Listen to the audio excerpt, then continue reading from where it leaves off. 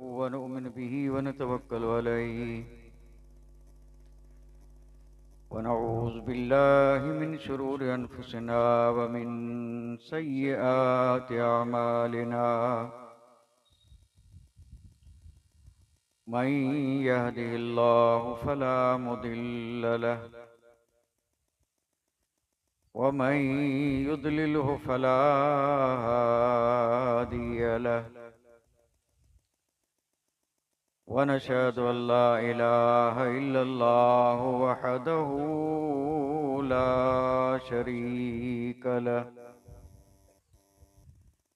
ونشهد أن سيدنا ومولانا محمدا عبده ورسوله أما بعد فأعوذ بالله من الشيطان الرجيم بسم الله الرحمن الرحيم محمد رسول الله والذين معه أشداء على الكفار رحماء بينهم تراهم ركعا سجدا يبتغون فضلا من الله ورضوانا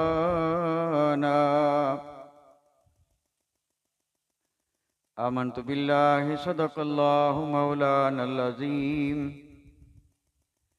وصدق رسوله النبي الكريم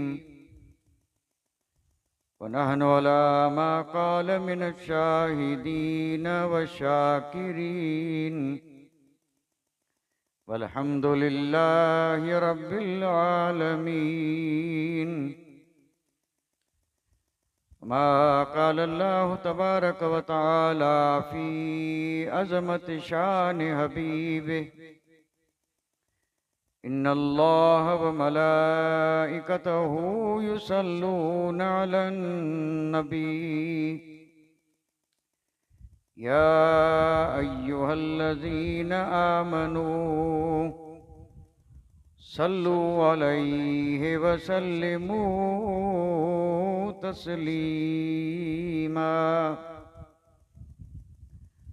اللهم صل على سيدنا مولانا محمد وعلى آل سيدنا مولانا محمد وبارك وسلم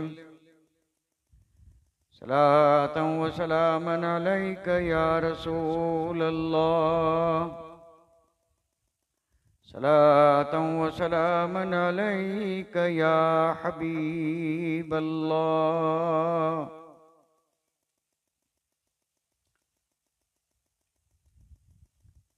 मोहतरम व मुकर्रम सामईन किराम, इज़्ज़त माब ख़वातीन इस्लाम,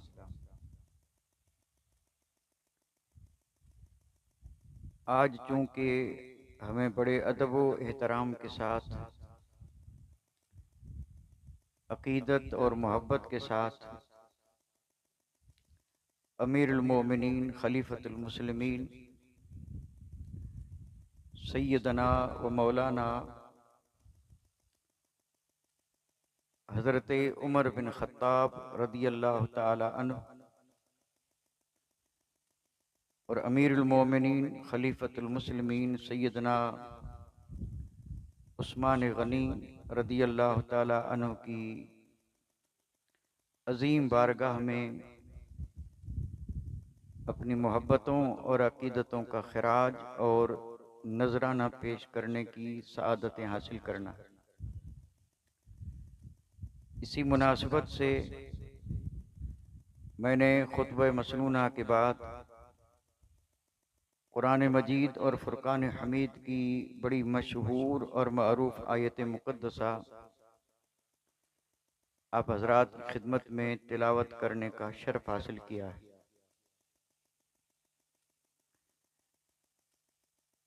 गुफ्तगू से पहले एक बात अर्ज करता चलूं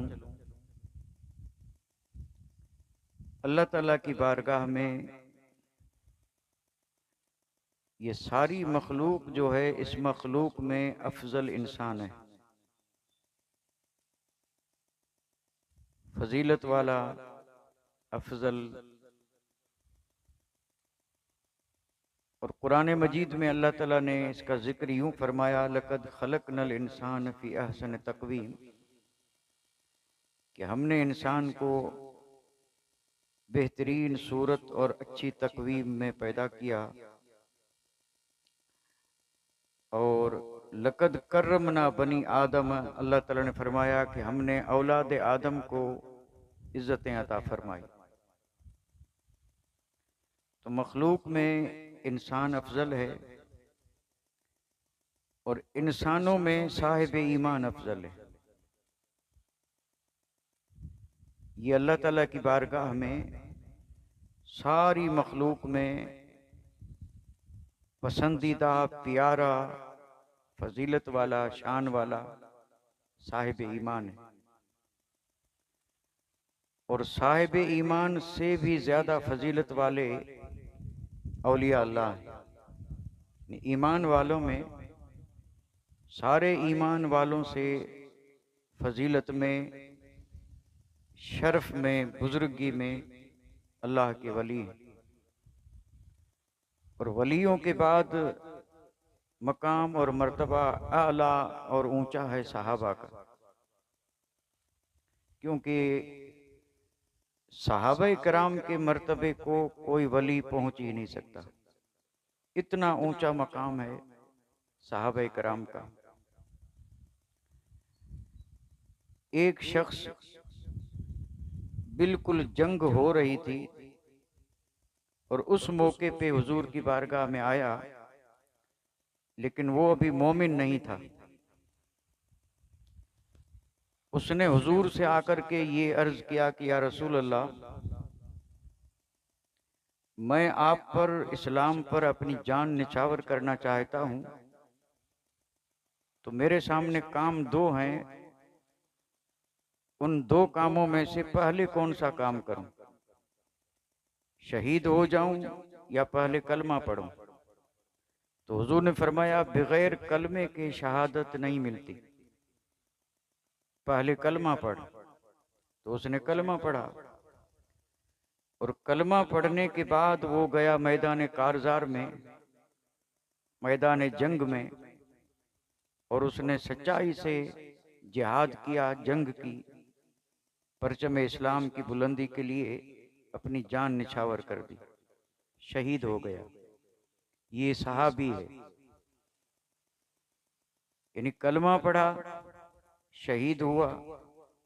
अब जाहिर बात है, इसने न तो नमाजें पढ़ी, न रोजे रखे, न हज किया, न सदका, न खैरात, कुछ नहीं। बस सिर्फ ईमान की हालत में चेहरे मुस्तफ़ा का दीदार किया, जिसको जियारत कहते हैं। यानी उसने ईमान के साथ हुजूर की जियारत की। अब इस जियारत के बाद उसको शहादत मिली। ये सहाबी है।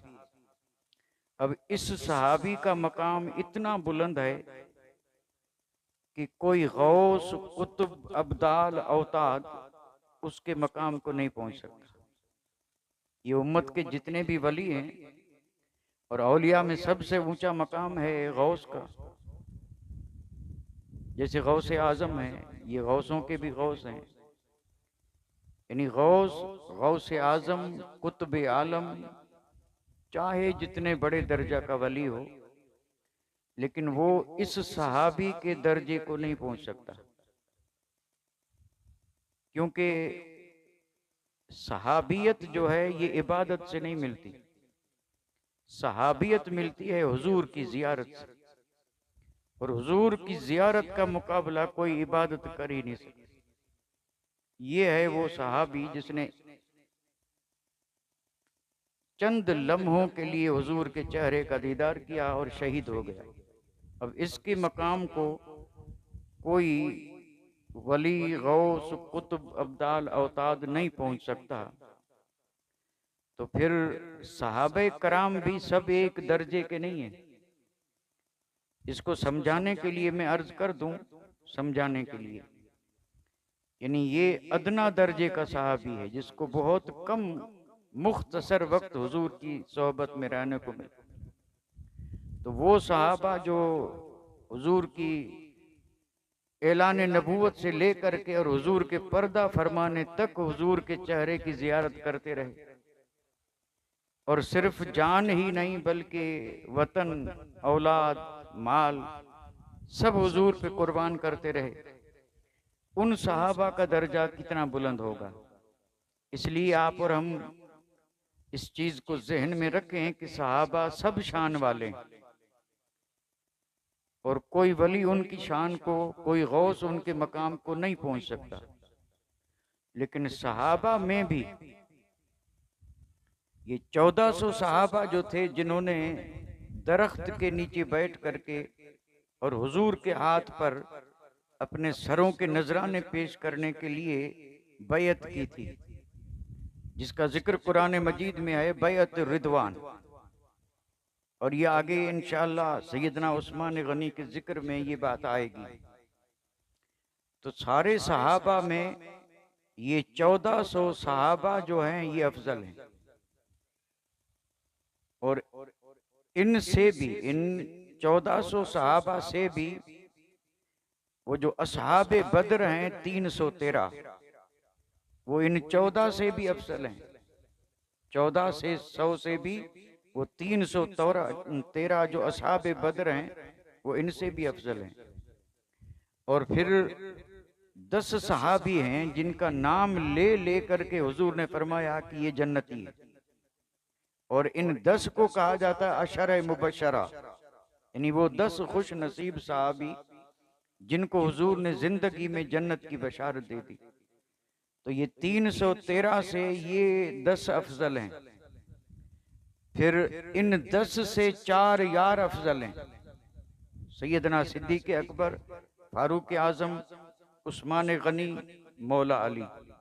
अब आप अंदाजा फरमाएं, सहाबा तो सब शान वाले हैं, लेकिन उसमें भी कुछ सहाबा वो हैं जिनको आला से आला मकाम मिले। तो उन 10 से ये 4 अफजल हैं, और इन 4 में इन 3 से सैयदना सिद्दीक अकबर अफजल है, जिनका जिक्र हमने अल्हम्दुलिल्लाह गुज़श्ते शब्द किया। तो चूंकि सारे सहाबा में 4 यार अफजल हैं, और 4 यार में सिद्दीक वफादार अफजल हैं, और फिर अब यहाँ से आगे मर्तबा और मकाम है अंबिया का, नबियों का।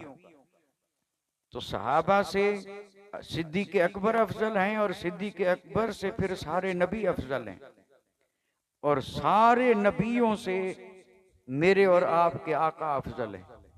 सबसे आला व औला हमारा नबी, और सबसे बाला व वाला हमारा नबी। तो ये 4 यार वो अजीम हस्तियां हैं कि मैंने जो आयत मुकद्दसा पढ़ी अभी खुतबा मसनूना के बाद, इस आयत मुकद्दसा की 2 तरह से तफसीरें की जाती हैं। एक तफसीर तो इसकी यह है कि इस आयत मुकद्दसा में सारे सहाबा का जिक्र है, मजमूई तौर पे जितने सहाबा हैं उन सब का जिक्र है। और एक तफसीर के एतबार से इस आयत में 4 यार का जिक्र है। और जिक्र किस तरह है कि उन सहाबा की शान परवरदिगार आलम ने बयान फरमाई। पहले तो सारे सहाबा की, और उसके बाद बतौर खास 4 यार की। कितनी अजीम हस्तियां हैं। आयत मुकद्दसा की शुरुआत हो रही है मुहम्मदुर रसूलुल्लाह। अब शान बयान करनी है सहाबा की, और आयत की इब्तिदा और शुरुआत हो रही है मुहम्मदुर रसूलुल्लाह।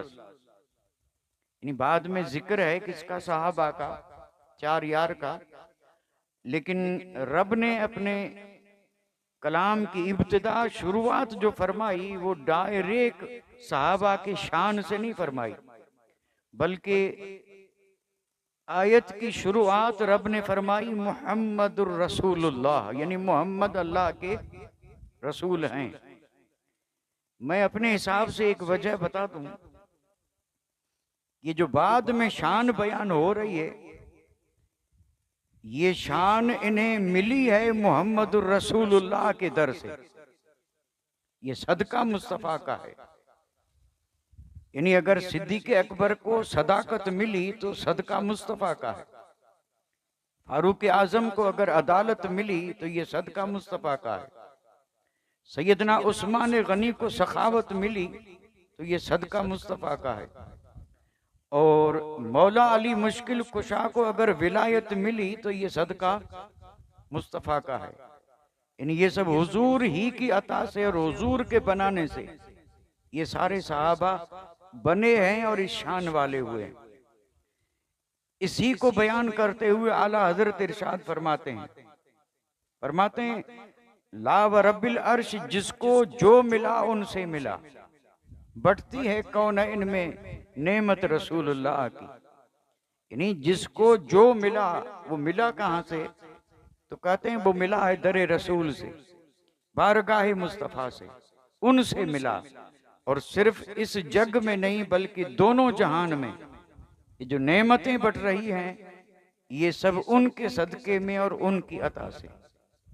तो चूंकि हुजूर ही के बनाने से, हुजूर ही की अता से साहबे कराम को ये अजमतें और ये मर्तबे मिले, इसलिए रब ने फरमाया मोहम्मद अल्लाह के रसूल हैं।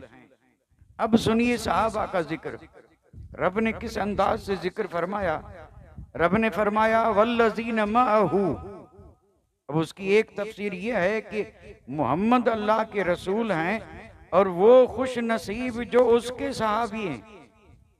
अगर इसका लफ्सी तर्जुमा करें तो लफ्सी तर्जुमा ये होगा वल्लज़ीन मअहू, और वो लोग जो उनके साथ हैं, जो उनके साथ हैं, यानी जो हुजूर के साथ हैं और जो साथ थे वही सहाबी हैं। तो रब ने फरमाया वो खुश नसीब जो हुजूर के और अल्लाह के रसूल के साथ हैं। और जब ये साथ मिला और जब ये सोहबत मिली तो फिर उन्हें इनाम क्या मिला, उसका जिक्र अब आगे आ रहा है। वल्लज़ीन मअहू, जो उनके साथ हैं, जो उनके सहाबी हैं, उनके औसाफ तो बेशुमार हैं, लेकिन उन सब में एक वस्फ जो है ये नुमाया है। हर जगह पे उनमें ये वस्फ आपको नजर आएगा।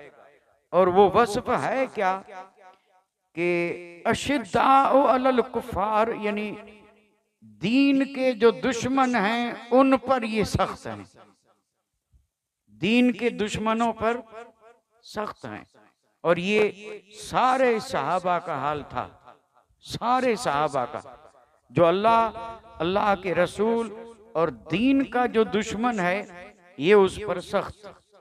अब जाहिर बात है दीन के दुश्मन से दोस्ती कौन करेगा? अल्लाह वाला जो दीन का दुश्मन होगा उससे दोस्ती करेगा, सवाल ही पैदा नहीं होता। यानी दीन का दुश्मन दीन वाले का भी दुश्मन है। तो सबसे पहले सहाबा की जो शान बयान की गई वो ये कि ये दीन के दुश्मनों पर सख्त हैं। रुहमाउ बैनहुम, ये उनका दूसरा वस्फ। आपस में एक दूसरे के साथ बड़े रहम दिल, बड़े मेहरबान, बड़े शफीक। रुहमाउ बैनहुम, यानी ये जो हुजूर के साथ हैं, जो हुजूर के सहाबा हैं, ये आपस में एक दूसरे पर बहुत ही मेहरबान। रहमाउ बैनहुम, ये उनका दूसरा वस्फ। तीसरा वस्फ जो है सहाबे कराम का इस आयत में ये बयान किया गया, तराहुम, ऐ देखने वाले तू देखेगा उन्हें, रुक्अन व सुज्जदा, इन या तो रुकू करते हुए दिखाई देंगे और या तुझे वो सजदा करते हुए दिखाई देंगे। और ये रुकू और सजदा ये दोनों रुकन और अरकान नमाज के। मतलब ये हुआ कि वो तुझे नमाज के शैदाई नजर आएंगे। सहाबा नमाज के आशिक दीवाने शैदाई नजर आएंगे और तू जब भी देखेगा तो या तो इस हाल में देखेगा कि वो रुकू में है, और या इस हाल में देखेगा कि वो सजदे में है। अब वो सहाबा, ये जो कुछ औसाफ बयान हुए, इन औसाफ जिक्र करने के बाद रब इरशाद फरमाता है कि वो ऐसा क्यों करते हैं। ये दीन के दुश्मनों पे सख्त हैं तो क्यों, आपस में एक दूसरे से मेहरबान हैं तो क्यों, और तू उन्हें देखता है रुकू और सजदे में तो ये क्यों। तो आगे रब ने उसका जिक्र फरमाया कि इससे उनका मकसद सिर्फ एक है, यब्तगून फदलम मिनल्लाहि व रिदवाना, यानी इन सारे उमूर और इन सारे कामों से उनका और कोई मकसद नहीं, कोई मतलब नहीं, कोई दुनियावी फायदा नहीं। न शोहरत है, न माल है, न दौलत है, न इज्जत है, न दुनिया की कोई चीज है। ये सारे काम वो सिर्फ और सिर्फ इसलिए करते हैं, यब्तगून फदला, अल्लाह का फजल तलाश करते हुए और अल्लाह की रिजा को ढूंढते हुए। यानी मकसद सिर्फ ये है कि हमसे हमारे ये काम देख करके हमारा रब राजी हो जाए, और जब रब राजी हो जाए तो हम पे फजल की बरसात बरसा दे, हम पे फजल ही फजल कर दे। यानी वो सिर्फ और सिर्फ दो चीजों के मुतलाशी हैं, दो ही चीजें चाहते हैं। उसमें पहली चीज है अल्लाह का फजल और दूसरी चीज है अल्लाह की रिजा। यहाँ एक बात अर्ज कर दूं, एक कामिल मोमिन का इस जग में, इस दुनिया में अगर कोई मतलूब और मकसूद है तो वो सिर्फ और सिर्फ यही दो चीजें हैं, अल्लाह का फजल और अल्लाह की खुशी और रिजा। मोमिन इस जिंदगी में जिंदा रहता है, जिंदगी में दुनिया की कोई चीज अपना मकसद नहीं बनाता, मतलूब नहीं बनाता। उसका मतलूब सिर्फ रिजा इलाही और उसका मकसूद सिर्फ ये होता है कि अल्लाह ताला मुझ पर अपना फजल फरमाए और अल्लाह मुझ पर और मुझसे अल्लाह तबारक व तआला राजी हो जाए। फदलम मिनल्लाह व रिदवाना। और आगे भी आयत मुकद्दसा में उनके औसाफ हैं, आगे भी औसाफ हैं। आप और हम अल्हम्दुलिल्लाह पढ़ते भी होंगे, सुनते भी होंगे। ये आयत अभी पूरी नहीं हुई है। अब आगे अगर मैं थोड़ा सा इशारा कर दूं, सीमाहुम फी वुजूहिहिम मिन असर सुजूद, ये ऐसी हस्तियां हैं कि उनको पहचानने के लिए निशानी सिर्फ एक है कि उनकी पेशानियों में सजदों का नूर नजर आता है। सीमाहुम, उनकी अलामत, उनकी निशानी यह है, फी वुजूहिहिम, उनके मुकद्दस चेहरों में। और वो चेहरों में है क्या? सीमाहुम फी वुजूहिहिम मिन असर सुजूद, यानी उनके सजदों का असर उनके चेहरों से नूर बन करके, रोशनी बन करके और जग वालों पर जाहिर कर देता है कि इन्हें ये शर्फ और ये नूर जो मिला है, दौलत से नहीं, सरवत से नहीं, इक़्तिदार से नहीं, इख्तियार से नहीं, माल से नहीं, बल्कि उन्हें ये जो शर्फ मिला है और ये जो बुजुर्गी मिली है, वो रब की बारगाह में सिद्क दिल से जमीन पर पेशानी रख करके और सजदे करने से अल्लाह ताला ने उनके चेहरों में वो नूर रखा है कि उस नूर से जग पहचान लेता है कि वो मोहम्मद मुस्तफ़ा के सहाबी हैं और ये हुजूर के साथी हैं। और उनके चेहरों का नूर बता रहा है कि अल्लाह का इन पे फजल है और अल्लाह इनसे राजी है, अल्लाह इनसे राजी है। मसलुहुम फित तौरात व मसलुहुम फिल इंजील, ये वो हस्तियां हैं कि सिर्फ कुरान ही में नहीं बल्कि इनकी मिसालें, इनका जिक्र, इनकी शानें अल्लाह ताला ने इनके आने से पहले तौरात में भी जिक्र फरमाई, ज़बूर में भी जिक्र फरमाई, इंजील में भी। हम ये जो बार बार अर्ज करते हैं कि सहाबा की अजमतों को सलाम, सहाबा की मोहब्बत रायगा नहीं जाएगी इंशाअल्लाह। चार यार की मोहब्बत, सहाबा कराम की मोहब्बत, ये वो अजीम मोहब्बत है जो इंशाअल्लाह यहाँ पर भी काम आ रही है और कब्र में भी काम आएगी और इंशाअल्लाह हश्र में भी काम आएगी। ये वो अजीम मोहब्बत है। और सीमाहुम फी वुजूहिहिम मिन असर सुजूद ज़ालिक मसलुहुम फित तौरात व मसलुहुम फिल इंजील, यानी इनके तज़किरे, इनकी ये शानें और इनका ये बयान तौरेत में भी है और इंजील में भी है। अब ये तो वो तर्जुमा था जिसमें कि सारे सहाबा को इन औसाफ से मुत्तसिफ बनाया गया, और एक मखसूस तफसीर है इसकी जिसमें कि बिल्कुल ये साबित होता है कि इस आयत मुकद्दसा में ये पूरा का पूरा जिक्र 4 यार का है, और ये मुफस्सिरीन ने लिखा है। हम अपनी तरफ से कुछ भी अर्ज नहीं कर रहे हैं, मुफस्सिरीन कराम ने लिखा है। वो लिखते हैं मुहम्मदुर रसूलुल्लाह, यानी मोहम्मद अल्लाह के रसूल हैं। और फिर अब सुने, उन्होंने कहा वल्लज़ीन माहू, और वो जो उनके साथ, फरमाया इससे मुराद सैयदना सिद्दीक़ अकबर हैं। वल्लज़ीन माहू, ये आयत का टुकड़ा जो है ये अबू बकर सिद्दीक के लिए है, क्योंकि साथ तो सब थे, लेकिन जो साथ सिद्दीक अकबर का है वो किसी का नहीं है, इसलिए वल्लज़ीन माहू से मुराद अबू बकर सिद्दीक हैं। अशिद्दाउ अलल कुफ़ार से मुराद फारूक आज़म है। फारूक आज़म की जात है कि वो दीन के दुश्मनों पर बड़े सख्त थे या नहीं थे? फारूक आज़म दीन के दुश्मनों पे बड़े सख्त थे, इतने सख्त थे। इजाजत दें तो चूंकि आज हमें जिक्र ही फारूक आज़म और उस्मान गनी का करना है, तो फिर मौका मिला है तो यहीं से शुरू कर दें। कुरान मजीद में रब ने फरमाया कि अशिद्दा वलल कुफ़ार, दुश्मनों पे सब सख्त थे, दुश्मनों से कोई साजबाज नहीं साहब, कोई साजबाज नहीं। वो जो दीन का दुश्मन हो उसे वो अपना दुश्मन समझे, और जो दीन के दोस्त हैं वो चाहे जहां के हों, चाहे जिस कौम के हों, वो हमारे दोस्त हैं, वो हमारे भाई हैं। यही ईमान का तकाजा है। फारूक आज़म की जात में इतनी सख्ती थी, लेकिन थी किसके लिए? सहाबा के लिए नहीं, हुजूर के गुलामों के लिए नहीं, बल्कि जो दीन के दुश्मन होते थे, जो हुजूर के गुस्ताख होते थे, जो मेरे और आपके आका के गुस्ताख होते थे, जो अल्लाह की जात में गुस्ताखियां करते थे। फारूक आज़म आप और हम बारहा सुन चुके हैं कि जरा सी अगर किसी ने दरबार रिसालत में बेअदबी की तो फारूक आज़म ने फौरन तलवार खींच ली, लेकिन चलाई नहीं, इजाजत मांगी, या रसूल अल्लाह इजाजत हो तो गर्दन उड़ा दूं। कितनी सख्ती थी, मैं इशारा कर रहा हूं, पूरा वाकया अर्ज नहीं करूंगा। मुझे मुकम्मल यकीन है कि शायद ही कोई ऐसा हो जिसने ये वाकया कई बार न सुना हो। उम्र में सैकड़ों मर्तबा सुना है, हर साल सुनते हैं, साल के दौरान भी सुनते हैं। अल्लाह याद रखने की तौफीक दे, उससे सबक हासिल करने की तौफीक दे।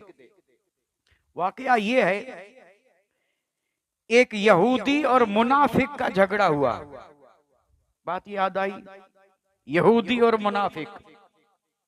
अब यहूदी कौन? दुश्मन, हजरत मूसा अला नबीना अलैहिस्सलातु वस्सलाम की कौम।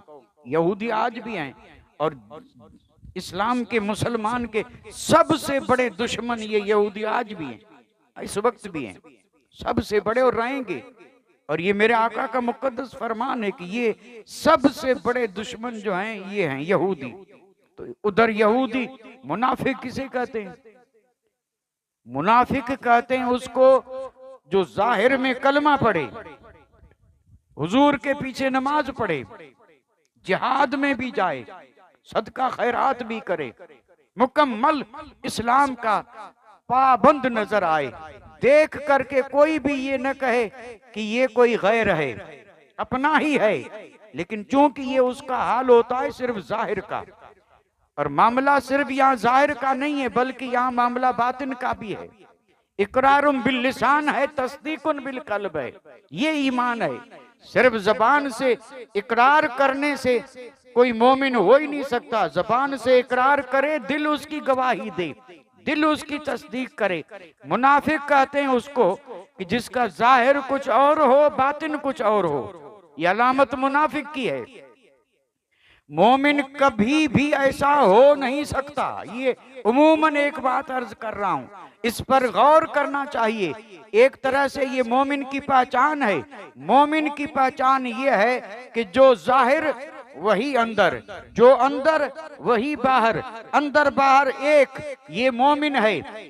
जबान पे बड़ा मीठा, जाहिर में बड़ा हमदर्द, बहुत ही प्यार करने वाला, और अंदर में दुश्मनी रखे, नफरतें रखे, यही मुनाफिक है। जाहिर में कुछ और हो, बातिन में। हुजूर के जमाने में ये मुनाफिक थे जिन्होंने कुछ न कुछ दुनियावी फायदे हासिल करने के लिए बज़ाहिर कलमा तो पढ़ा था, लेकिन दिल से हुजूर को नहीं मानते थे और इस्लाम के दुश्मन बन करके और सहाबा के साथ रह करके कोशिशें यही करते थे कि इस्लाम को नुकसान पहुंचाएं और इस्लाम को मिटाने की साजिशें यही करते थे मुनाफिक।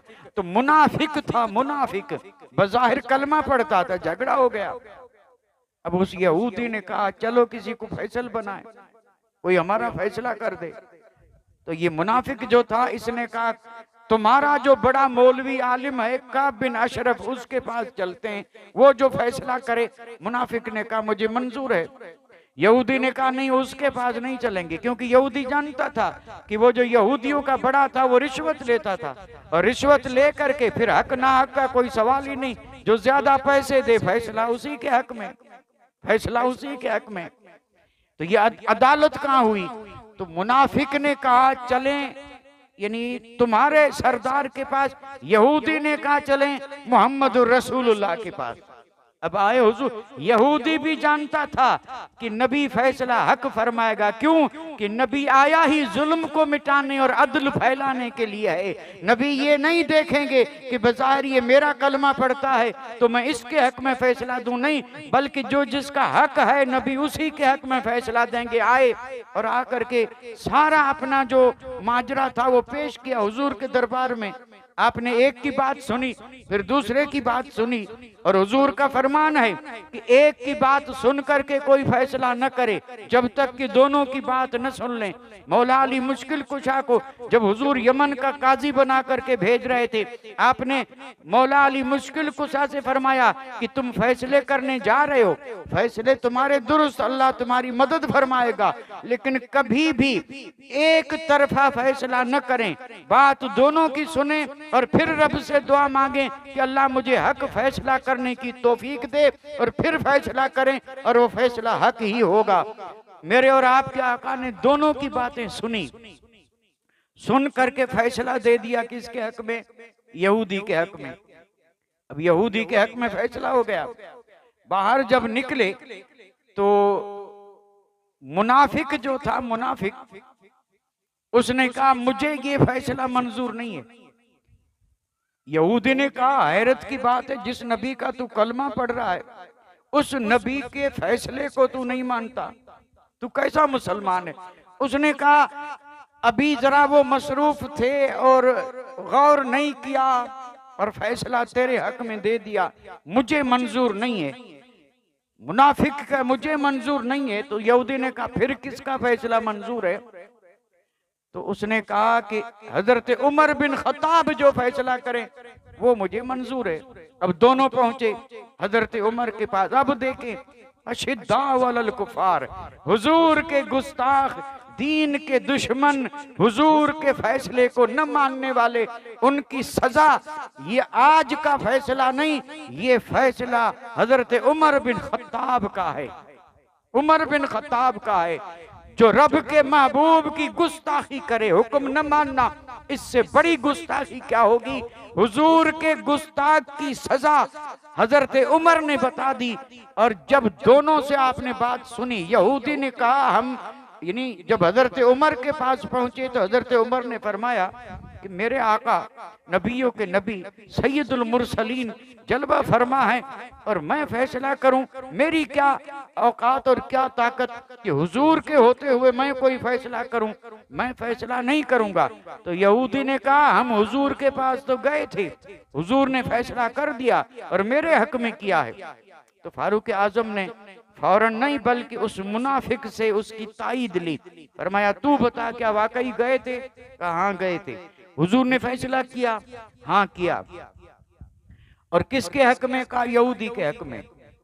और हुजूर ने फैसला फरमा दिया, फिर तुम आए हो? कहा फिर आए।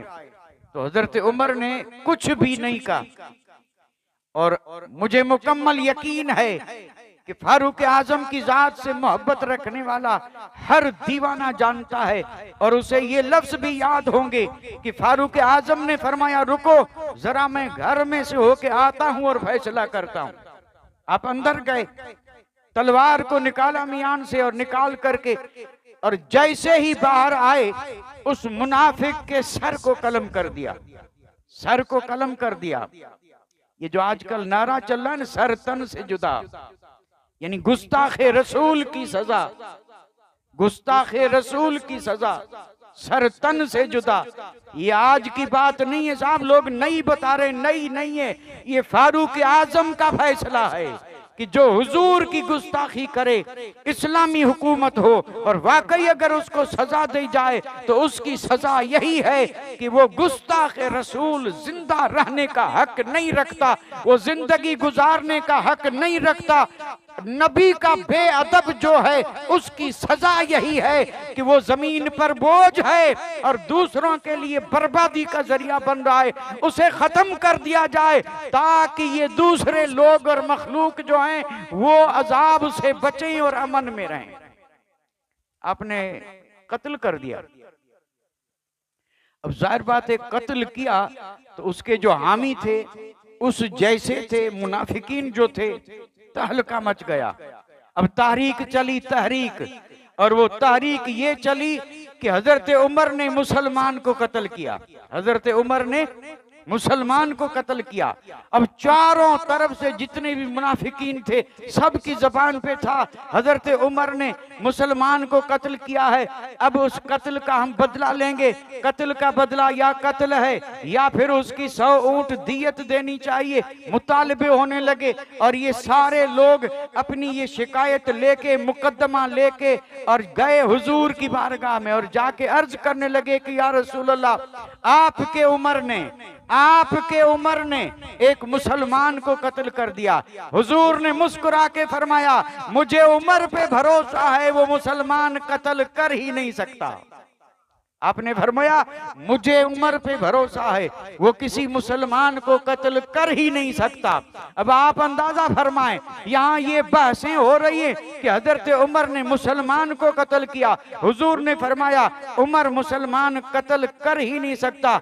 अभी ये मामला चल ही रहा था कि परवरदिगार आलम ने फैसला फरमाया, जिब्रील अमीन उतरे हैं और ये आयत लेके उतरे हैं, फला व रब्बिक ला युमिनून हत्ता युहक्किमूक फीमा शजर बैनहुम।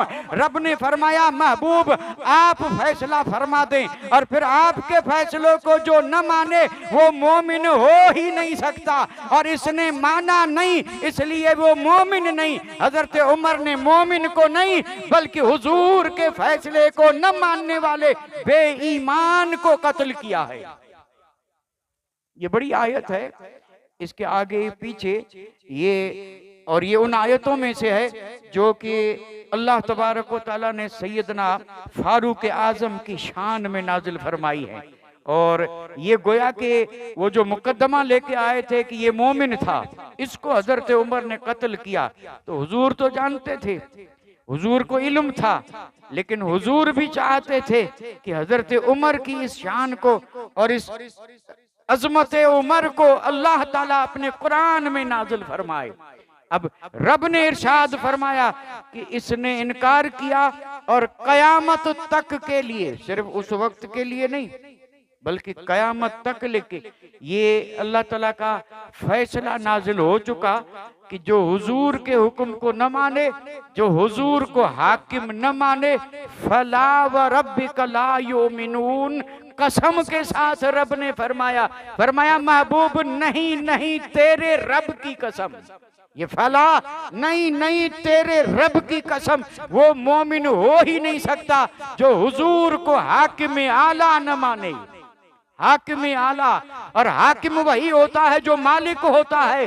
और अल्हम्दुलिल्लाह हर अहले सुन्नत व जमात का अकीदा यही है कि मैं तो मालिक ही कहूंगा कि हो मालिक के हबीब कि महबूब व मुहिब में नहीं मेरा तेरा। जो हुजूर को हाकिम न माने, भाई हाकिम जो होता है ना वो अपने पूरे मुल्क का मालिक और मुख्तार होता है।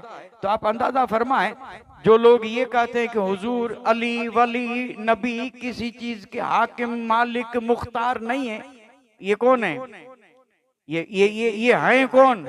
अब चाहे लाख नमाजें पढ़े रोजे रखे, हुजूर को जब मालिक हाकिम नहीं मान रहे तो कुरान तो कह रहा है कि ये मोमिन हो ही नहीं सकते। अब अगर कोई इस तरह गुस्ताखियां करके अपने आप को मोमिन समझे तो समझता रहे, लेकिन कुरान में रब ने फरमाया ईमान है ही यही जो मोमिन हुजूर को हाकिम माने। और हम अल्हम्दुलिल्लाह हुजूर को हाकिम मानते हैं। हुजूर यहाँ के भी हाकिम हैं, वहाँ के भी हाकिम हैं, सारे जग के हाकिम हैं, सारी मखलूक के हाकिम हैं। हाकिम ऐसे हैं कि अगर सूरज को हुक्म दे मजाल नहीं है कि न माने, चांद को हुक्म दे मजाल नहीं कि चांद न माने, अगर वो जानवरों को हुक्म दे मजाल नहीं कि जानवर न मांगे, और अगर वो किसी पत्थर कंकर को हुक्म दे उसकी भी मजाल नहीं है कि वो न माने। कायनात का जर्रा जर्रा मान रहा है कि अल्लाह ने अपने हबीब को हाकिम बना के भेजा। तो हजरत उमर के मिजाज में सख्ती थी, इसलिए कुरान मजीद में बाकी शानें तो बेशुमार थी, लेकिन हर सहाबी की एक शान ऐसी थी जिसमें वो सबसे अलग, इसलिए उसी शान को जिक्र किया जाता है, वरना शानें तो ये सब में थी। लेकिन मेरे आका जब देने पे आए हैं तो अल्लाह अकबर, ऐसे ऐसे फूल खिले हैं कि फूल तो सब हैं लेकिन रंग जुदा है, खुशबू भी जुदा है। वो ऐसा चमन बना दिया मुस्तफ़ा ने सहाबा की जमात को कि सहाबा सब फूल हैं लेकिन उनका रंग जुदा, उनका रूप जुदा, उनकी खुशबू जुदा। जिसमें जो चीज हुजूर ने ज्यादा पाई उसी में उसको कमाल अता फरमा दिया, और दिया भी ऐसा कि एक को दिया तो वो चीज दूसरे को नहीं दी। ये भी हुजूर की अता है, दिया तो एक को दे करके सबसे अलग कर दिया।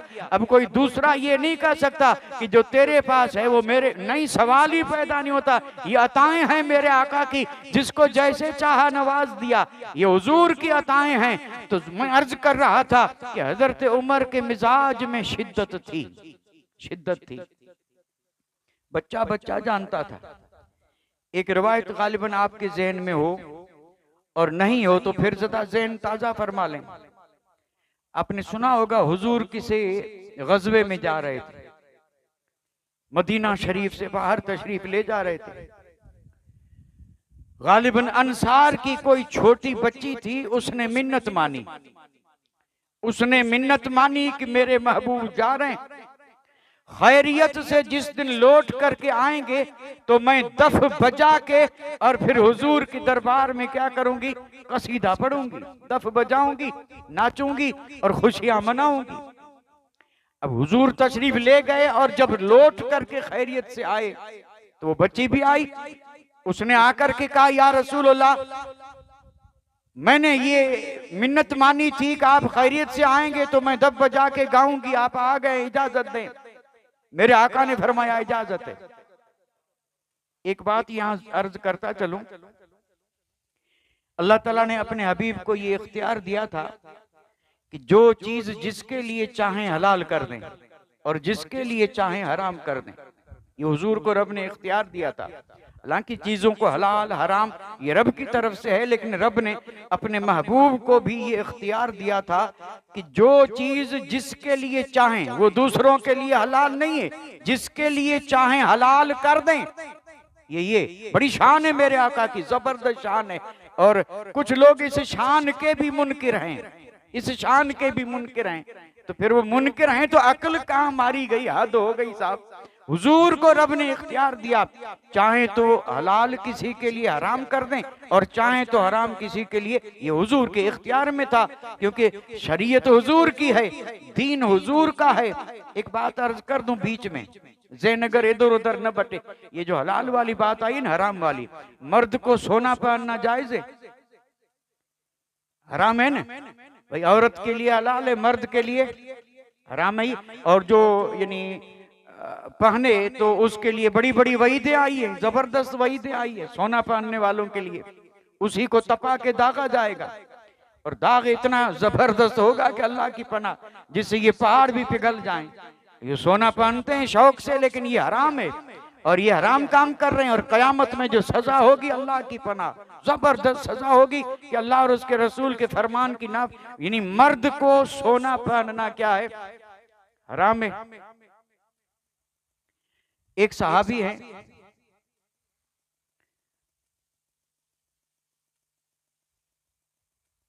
हुजूर ने उनके लिए फरमाया था कि मैं तेरे हाथ में किसरा के कंगन देख रहा हूं, तेरे हाथ में किसरा के कंगन, गालिबन सुराका बिन मालिक है। हुजूर ने फरमाया कि तेरे हाथ में किसरा के कंगन, और वो सोने के। वक्त गुजरता गया, बीच में ये साहबी जरा बीमार भी हुए, और इतने शदीद बीमार हुए कि लोग समझ रहे थे कि अब ये बचेंगे नहीं। लेकिन जब कोई इयादत के लिए आता, यकीन और ईमान देखें, वो कहते कि नहीं, मेरी यानी वफात नहीं होगी तब तक जब तक कि किसरा का कंगन न पहनूं। यकीन देखें, उसने कहा मेरे आका ने फरमाया कि मैं तेरे हाथ में किसरा का कंगन देख रहा हूं, और तुम ये कह रहे हो कि तुम्हारी मैं वफात मेरी नहीं होगी जब तक कि वो कंगन मेरे हाथ में ना आए। अब ये यकीन था, और फिर ईरान फतह हुआ, किसरा का कंगन आया मस्जिद नबवी में, माल गनीमत का माल जब जमा हुआ तो वो कंगन भी उसी में था। और फिर लोगों ने देखा हजरत उमर वो कंगन तलाश कर रहे हैं। किसी ने कहा क्यों तलाश कर रहे हैं? कहा सुराका को पहनाऊंगा, सुराका को पहनाऊंगा। अब बताइए, सोन मर्द के लिए हराम है, लेकिन हुजूर ने किसी के लिए हलाल कर दिया, तो खुद उमर जैसा इतना सख्त आदमी भी वो तलाश करके और हजरत सुराका को पहना रहा है। ये मेरे आका का इख्तियार है। आपने उस बच्ची से कहा बजा, अब चूंकि वो बजाने लगी, दफ, ढोल नहीं दफ, और सब जानते हैं दफ एक अलग चीज है, कोई इससे ढोल नाजायज कर ले। और अगर ये था भी तो भी हुजूर की इजाजत से था। मैं बात कर रहा हूं फारूक आजम की, वो बच्ची बजा रही थी, सिद्दीक अकबर आए बजा रही थी, उस्मान गनी आए, मौला अली आए, और दूसरे बड़े बड़े सहाबा आए, मजमा है, हुजूर बैठे और वो दफ बजा रही है और कसीदे पढ़ रही है और खुशियां मना रही है। सहाबा आ रहे हैं, सिद्दीक अकबर आए, उस्मान गनी आए, मौला अली आए, बड़े बड़े सहाबा आए, बजा रही थी। अचानक जो फारूक आजम आते नजर आए, बच्ची की नजर पड़ी कि फारूक आजम आ रहे हैं, फौरन उसने क्या किया, यानी दफ को नीचे रखा और खुद उस पर बैठ गई और कपड़ों से दफ को छुपा लिया।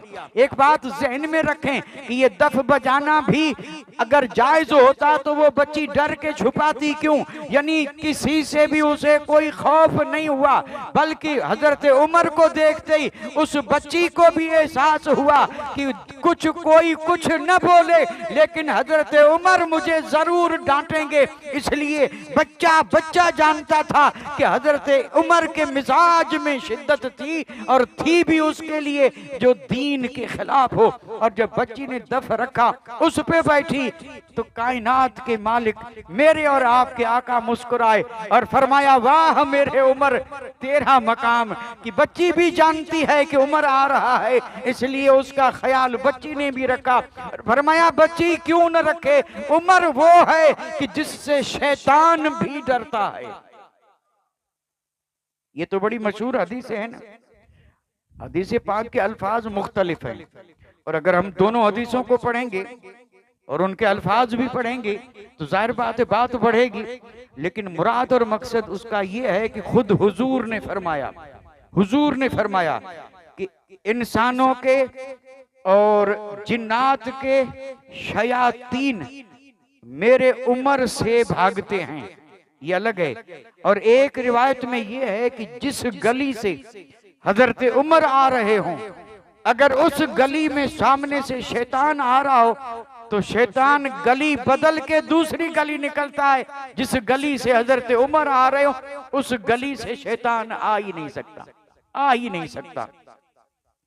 और ये सारे मकामात जो थे ये हुजूर के सदके में मिले थे। फारूक आजम की शान तो इतनी अजीम है, इतनी अजीम है कि हम और आप बारहा सुन चुके हैं कि तादाद में इख्तलाफ जरूर है, हम उसको यूं बयान कर सकते हैं कि कई कुरान मजीद की आयतें, एक बात ज़हन में रखें, एक है किसी सहाबी के शान में आयत का उतरना, ये अलग है, और एक ये है कि जो उसकी राय हो, जो उस सहाबी का ख्याल, उसके मुताबिक कुरान उतरना, ये एक अलग चीज है। सहाबे कराम में ये शान सिर्फ और सिर्फ फारूक आजम की है। और कई आयतें हैं जो राय, जो कलिमात फारूक आजम ने हुजूर के दरबार में पेश किए, कई आयतें उन्हीं कलिमात में कुरान बन के उतरी। और जो राय फारूक आजम की थी, रब ने उसी राय के मुताबिक कुरान मजीद को नाजिल फरमाया।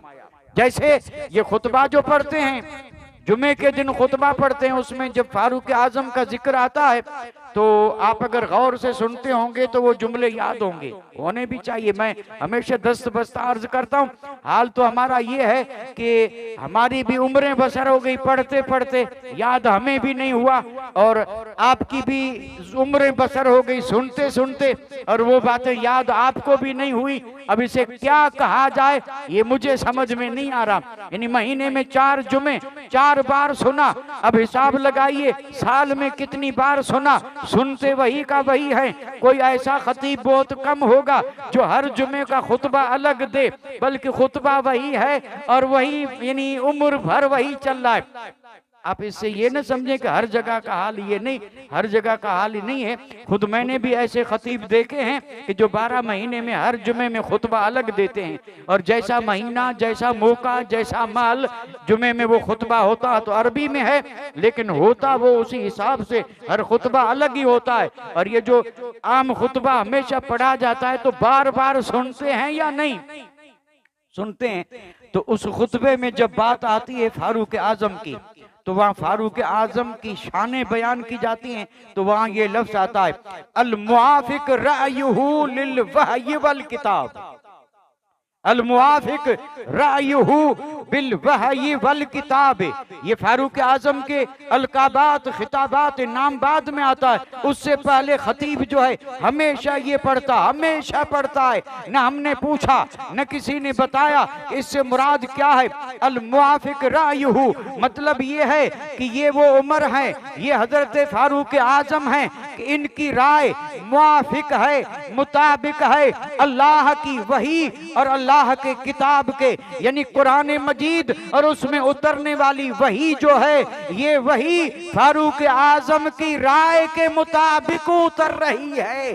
कई आयतें हैं जो राय फारूक आजम की थी और उसी राय पर अल्लाह ताला ने आयत उतार करके, और जो राय फारूक आजम की थी उसी को हमेशा के लिए रब ने बाकी भी रखा और हुक्म भी बना दिया, हुक्म भी बना दिया। मैं सिर्फ एक मिसाल दूं, एक मिसाल ही काफी है। ये जो हज और उमरा करने जाते हैं, अल्लाह सबको तौफीक दे और सबको मौका मिले हसनैन के सदके में। भाई ये दिन है दुआओं को कबूल करवाने के, तो वहां जब जाते हैं तो बैतुल्लाह का तवाफ करके और फिर क्या करना है, जो गए हैं उनसे पूछें, भूल गए हों तो अलग बात है, और अगर न भूले हों तो फिर 2 रकात पढ़ते हैं तवाफ की। तवाफ करने के बाद 2 रकात, उसको कहते हैं तवाफ की 2 रकातें, कहीं भी पढ़ लें, और पहले भी पढ़ी जाती थी, हुजूर के जमाने में पढ़ी जाती थी।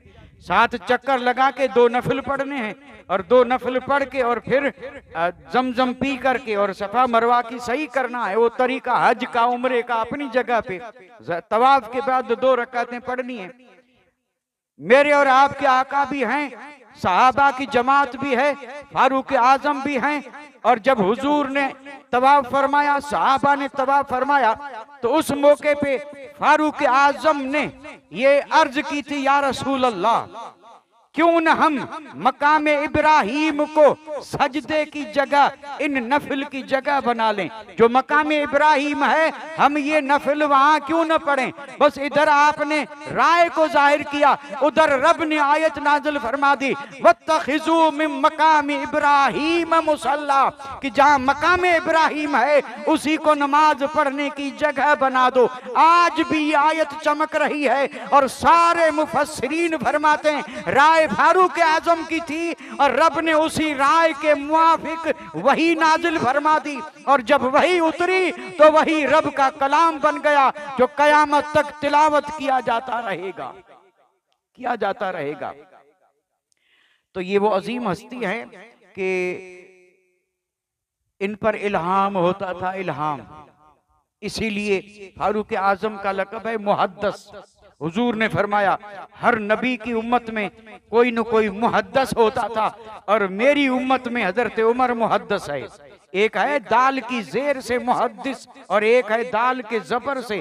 जेर से अगर है तो कहेंगे हदीस बयान करने वाला, और अगर दाल पर जबर मुहद्दस है तो फिर उस मुहद्दस का मकाम ये है कि अल्लाह की तरफ से उस पर इल्हाम होता है और अल्लाह उससे कलाम फरमाता है।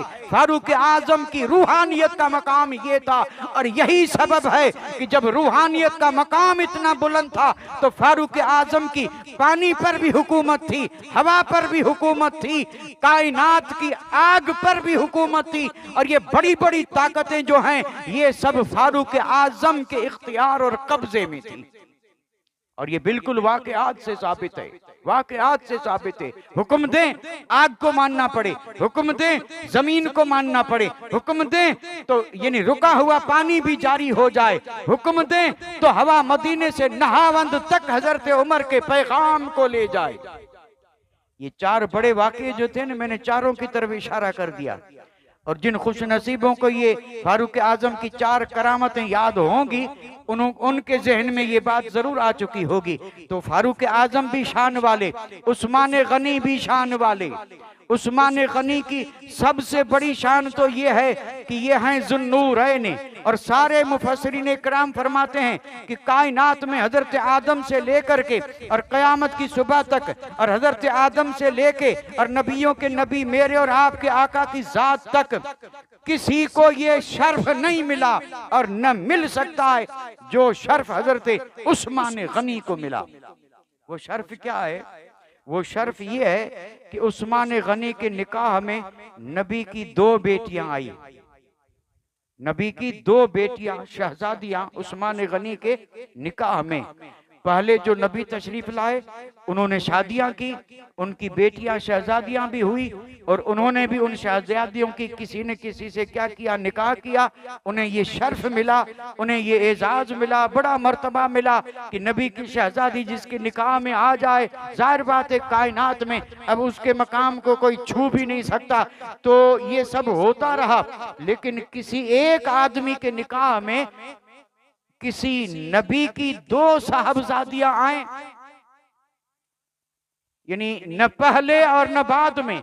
ये शान सिर्फ सैयदना उस्मान गनी की है कि सिर्फ नबी ही नहीं, नबीयुल अंबिया सैयदुल अंबिया रब के महबूब कायनात के मालिक व मुख्तार की दो साहबजादियां हजरत उस्मान गनी के निकाह में आई।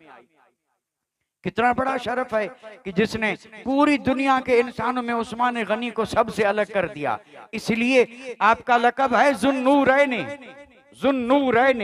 और ज़ुन्नूरैन का माना होता है दो नूर वाले, दो नूर वाले। अब ये दो नूर कौन है? एक बात अर्ज करता चलूं कि ये ज़ुन्नूरैन बोलते सब हैं लेकिन मानते सब नहीं है। बोलते हैं, जब हजरत उस्मान का जिक्र आता है तो वो बड़े शान से बोलते हैं उस्मान गनी ज़ुन्नूरैन जामे कुरान और साहिब हया साहिब सखावत।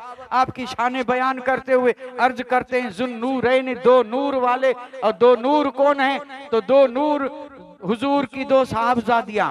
जाहिर बात है अगर साहिबजादी नूर न हो तो फिर उस्मान गनी नूर वाला कैसे बने?